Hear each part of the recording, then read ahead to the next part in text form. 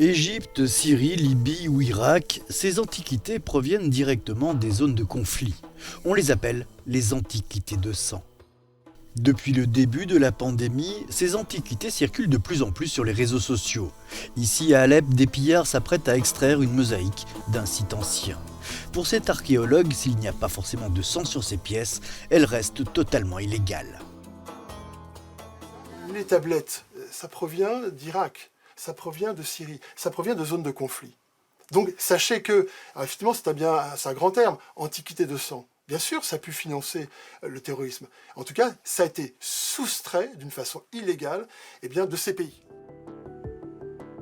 Les marchandises se retrouvent ensuite sur des sites commerciaux et s'invitent même sur les grands marchés européens de l'art.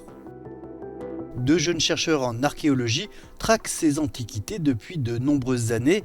Ils ont fabriqué une carte avec toutes les œuvres volées qui se retrouvent chez les marchands d'art.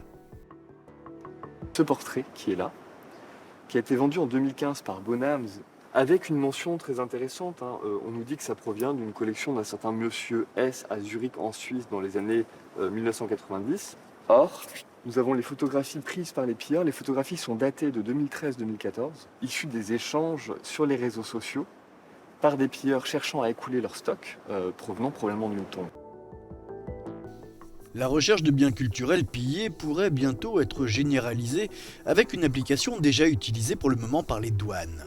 En prenant une photo de l'objet, elle révèle de nombreuses informations utiles. C'est un objet, on le voit ici, d'origine mexicaine, ouest du Mexique, et qui aujourd'hui est sujet à trafic. Selon l'UNESCO, le trafic d'art est estimé entre 3 et 15 milliards d'euros par an.